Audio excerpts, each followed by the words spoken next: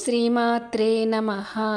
మరుమల్లెల సారెలమ్మ మహారాణికి, విరజాజుల తేరులమ్మ విరిబోణికి. Hello అండి, welcome to Ramaratnam blogs. మీరందరూ బాగున్నారనుకుంటాను. నేనైతే చాలా బాగున్నాను. మనందరము బాగుండాలని రాజరాజేశ్వరి అమ్మవారిని అయితే వేడుకుందాము. అయితే నేను శివరాత్రి వీడియో పెట్టాను కదా, మీరందరూ చూసే ఉంటారు. శివరాత్రి రోజు ఈ దేవీపురంలోనైతే ప్రతి శివరాత్రికి అమ్మవారికి సారే సమర్పించుకుంటారు భక్తులు. ఈసారి శివరాత్రికి అయితే నేను ఆ దేవాలయానికి అయితే వెళ్ళడం జరిగింది. అలాగే కోటిలింగాలు ప్రాసెస్ కూడా ఇక్కడ జరుగుతుంది. అలాగే ఖడ్గమాల కోటి పారాయణం కూడా జరుగుతుంది. అది మీకు అందరికీ తెలిసిందే. మన ఛానల్లో వీడియోలు అయితే ఉంటాయి కదా, నేను పెట్టాను. అయితే ఈ శివరాత్రి రోజు మనము ఈ అమ్మవారికి సారి అయితే భక్తులు సమర్పించుకున్నారు. ఈ సారి అంటే తాము నమ్మే దేవతకి భక్తులు రకరకాలుగా మొక్కులు చెల్లించుకుంటారు.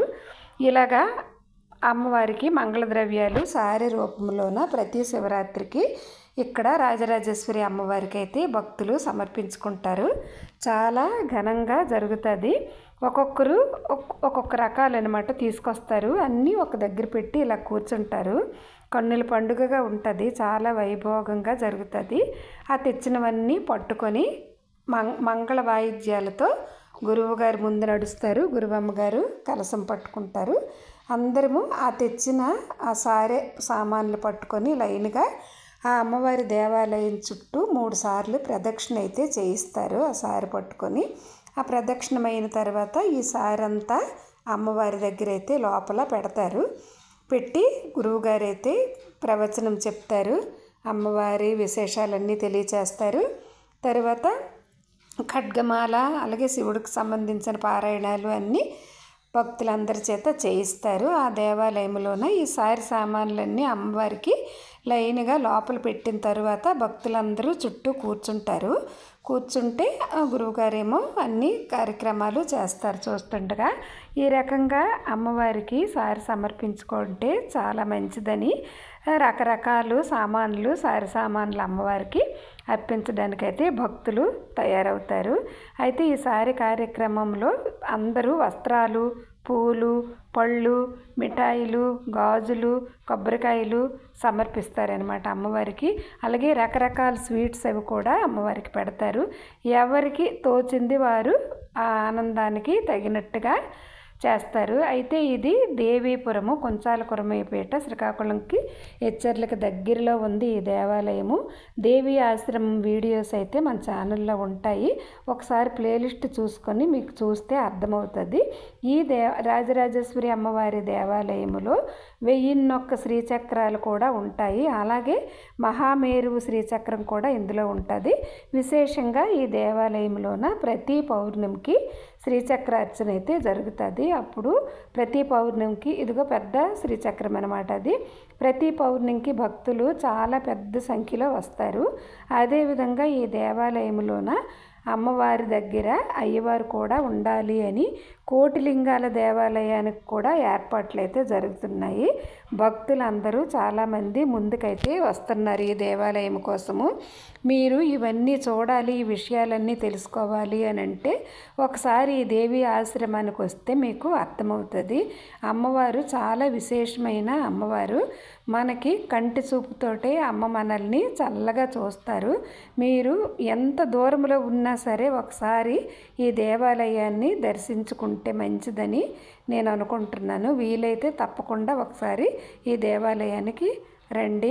అలాగే చుట్టుపక్కల ప్రాంతాల వాళ్ళు కూడా వస్తారు. గురువుగారి దగ్గర కూర్చొని అమ్మవారి దర్శనం చేసుకొని వెళ్తుంటారు. ఈ రోజు ఉండాలి ఆ రోజు ఉండాలి అని ఏమీ కాదు. ప్రతిరోజు అమ్మవారికి 2 పూట్ల పూజలు అభిషేకాలు అవన్నీ జరుగుతాయి.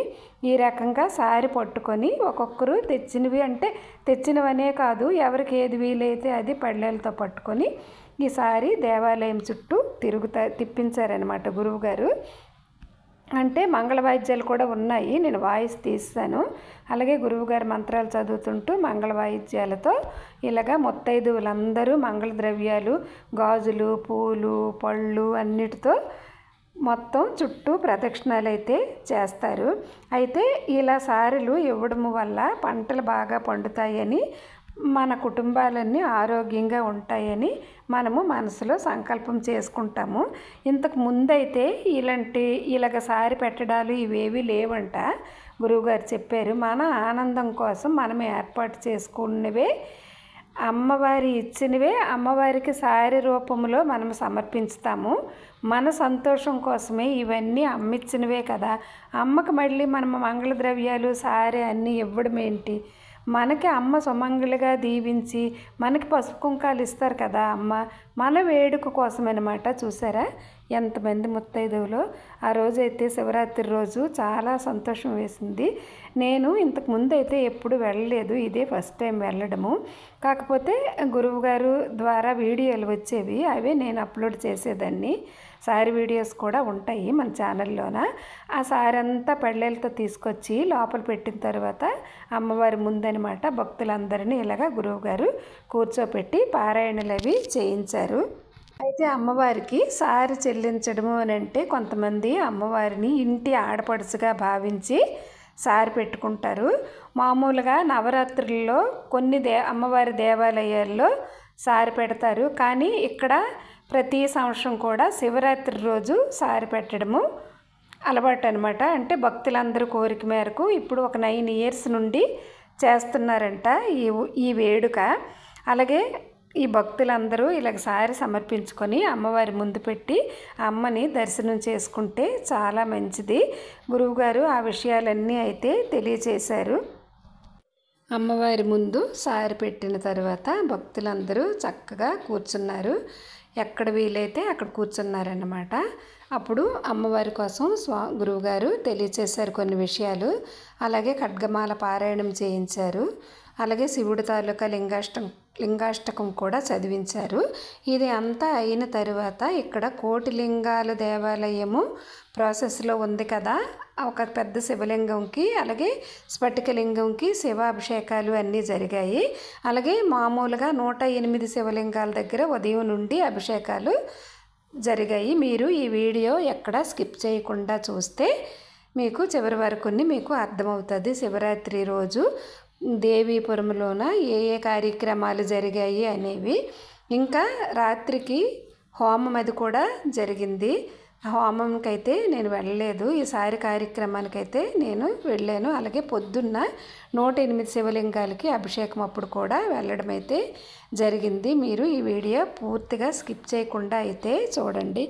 మరుమల్లెల సారెలమ్మ మహారాణికి, విరజాజుల తేరులమ్మ విరిబోనికి, మరుమల్లెల సారెలమ్మ మహారాణికి, విరజాజుల తేరులమ్మ విరిబోనికి, గన్నేరుల పూమాలలు కన్న తల్లికి, పొన్నాగముల దండలు సన్నుతాంగికి, గన్నేరుల పూమాలలు కన్న తల్లికి, పున్నాగముల దండలు సన్నుతాంగికి, ఎన్నో కనకాంబరాలు ఎన్నెన్నో పాలపూలు, ఎన్నో కనకాంబరాలు ఎన్నెన్నో పాలపూలు మిన్నగా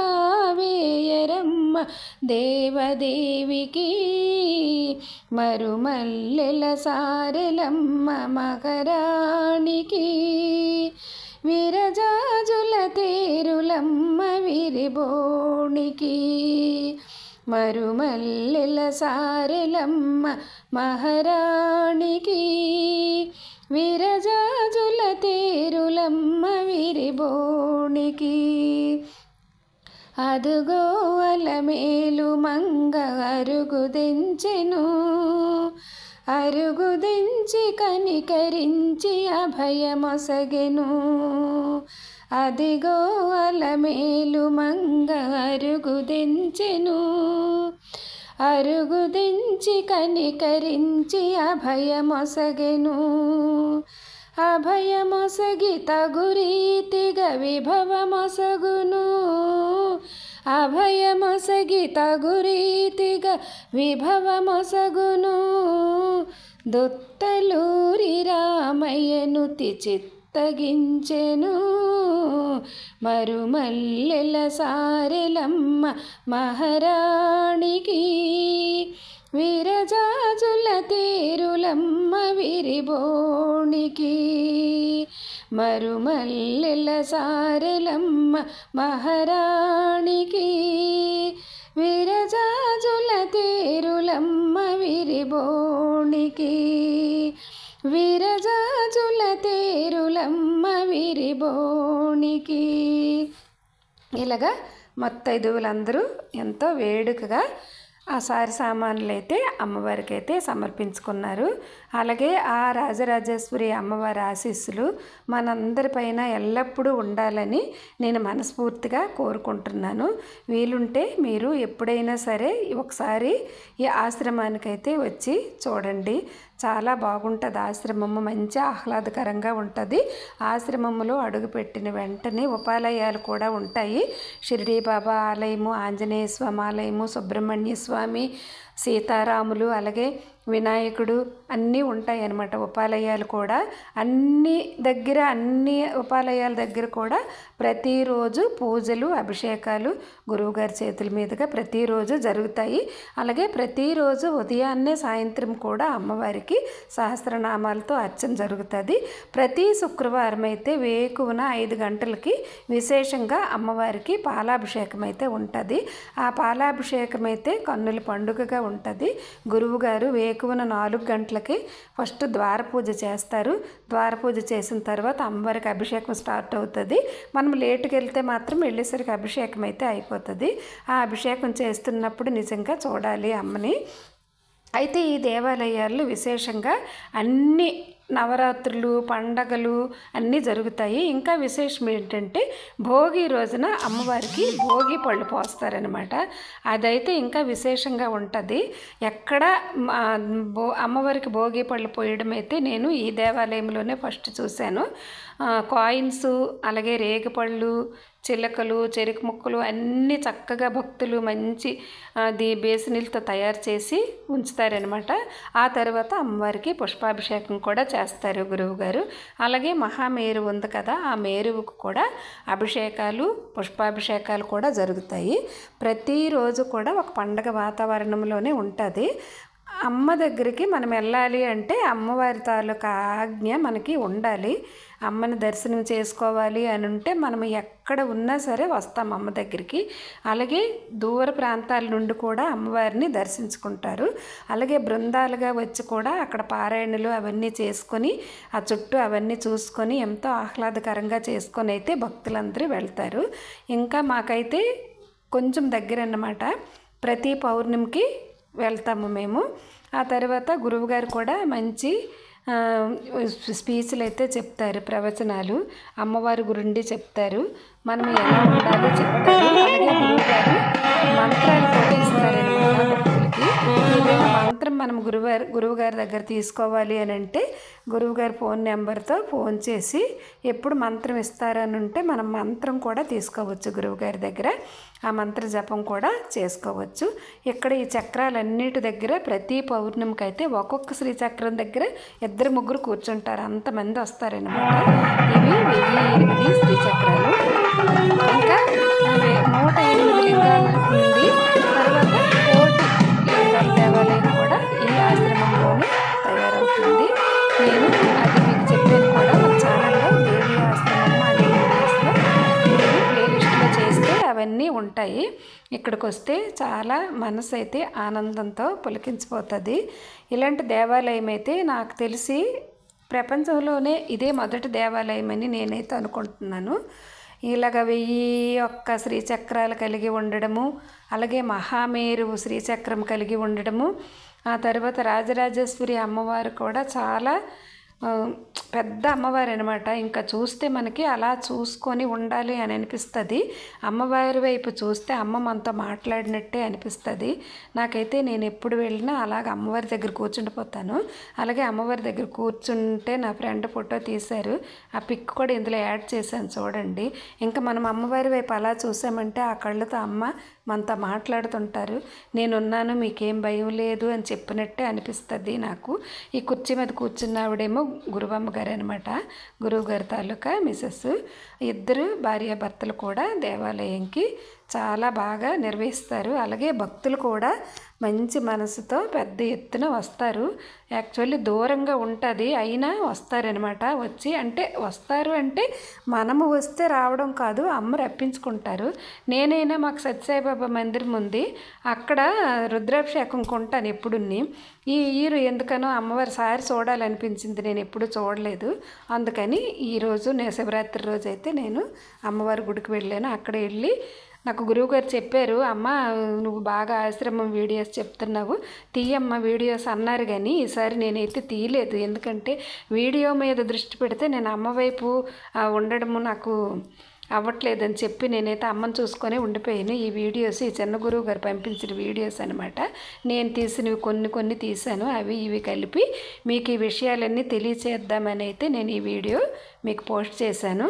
అయితే ఇవి 108 శివలింగాలు అనమాట. ఇక్కడ పొద్దున్న నుండి అభిషేకాలు జరిగాయి. 2-3 పంతులు కూర్చున్నారు. చాలా ఎక్కువ మంది భక్తులు వచ్చారు. అందరు గోత్రాలు చదువుతారనమాట. మనం గోత్రనామాలు చెప్పుకుంటే ఫోన్ నెంబర్కి ఫోన్ చేసి, మన ఛానల్లో ఈ ఆశ్రమము నెంబర్ ఉంటుంది, ఫోన్ చేస్తే ఏ విశేషమైన రోజుల్లోనైనా గోత్రనామాలతో పూజ చేస్తారు.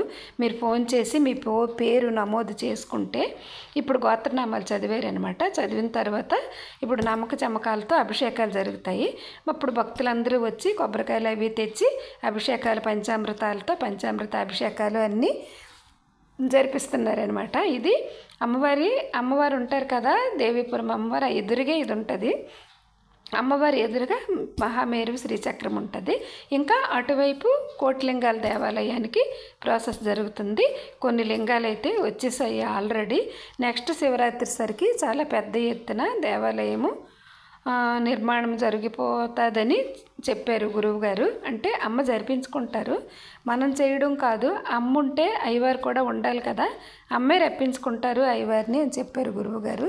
అలాగే భక్తులు కూడా ఎంతో సంతోషంగా ఈ శివరాత్రి రోజు అమ్మవారికి సారి సమర్పించుకొని అలాగే శివారాధన చేసుకొని వెళ్ళారు. ఇంకా నైట్ కూడా హోమం అన్నీ అయ్యాయి. మాకు దూరంగా ఉంటుంది కదా, అందుకని వెళ్ళలేదు. తర్వాత మాకు బాబా మందిరంలో అఖండ భజన కూడా అయింది. అఖండ భజన వీడియో కూడా నేను పెట్టాను, వీలుంటే చూడండి. ఆ భజనకి వెళ్ళిపోయాను అనమాట. నేను నైట్ హోమంకి పూర్ణాహుతికి అయితే నేను ఉండలేదు. నాకు ఆ వీడియోస్ కూడా రాలేదు. ఒకవేళ వస్తే మళ్ళీ మీకు షార్ట్లోన పోస్ట్ చేస్తాను. అంతటి విశేషమైన దేవాలయం గురించి ఈరోజు ఇన్ని విషయాలు నేను మీకు తెలియచేసి చెప్పానంటే నాకు తెలీదు, నా చేత అమ్మే చెప్పించారు ఇవన్నీ. నేను అసలు వీడియో ఇలాగ చెప్పి చేస్తానని కూడా అనుకోలేదు. అంటే మీకు తొందరగా ఈ వీడియోని అందజేయాలని అయితే నేను ఈరోజైతే ఈ వీడియో మీకు అప్లోడ్ చేస్తున్నాను. తప్పకుండా మీరు వీడియో చివరి వరకు చూసి అమ్మవారి కృపకు పాత్రలవుతారని నేను మనస్ఫూర్తిగా కోరుకుంటున్నాను. నేను ఎప్పుడు అమ్మవారి గుడికి వెళ్ళినా మన ఫ్యామిలీ మెంబర్స్, మన యూట్యూబ్ మెంబర్స్ అందరూ అష్టైశ్వర్యాలు ఆయురారోగ్యాలతో ఉండాలని మనస్ఫూర్తిగా కోరుకుంటాను. ఎప్పుడు వెళ్ళినా సరే నేను మీరందరూ కూడా ఈ వీడియో చివరి వరకు చూసి అమ్మ ఆశీస్సులు తప్పకుండా పొందండి. మీకు ఈ ఆశ్రమం గురించి ఏ వివరాలు కావాలన్నా నాకు కామెంట్లోన తెలియచేయండి. నేను మీకు గురువుగారి నెంబరు ఆ వివరాలన్నీ మీకు తెలియచేస్తాను. అలాగే ఈ చిన్న గురువు గారు అనమాట, ఇతనికి మీరు ఫోన్ చేస్తే ఇంకా అన్ని విషయాలు చెప్తారు. మీరు ఎలాగ ఒకవేళ ఆశ్రమానికి రావాలన్నా, ఏదైనా శివలింగాన్ని ఏర్పాటు చేసుకోవాలన్నా అన్ని విషయాలు గురువుగారు అయితే తెలియచేస్తారు. మీరు తప్పకుండా నాకు కామెంట్ చేయండి, నేను మిగతా వివరాలన్నీ మీకు తెలియచేస్తాను. అయితే ఈ అమ్మవారి వీడియో నిజంగా మీరు పూర్తిగా చూస్తే మీ అదృష్టమని నేను అనుకుంటాను. నేను అంతటి అదృష్టాన్ని పొందాను కాబట్టి నేను మీకు తెలియచేశాను. ఈ వీడియో మీకు నచ్చిందనుకుంటాను. తప్పకుండా మన ఛానల్లో దేవి ఆశ్రమం వీడియోస్ ఉంటాయి, చూడండి. Thank you for watching.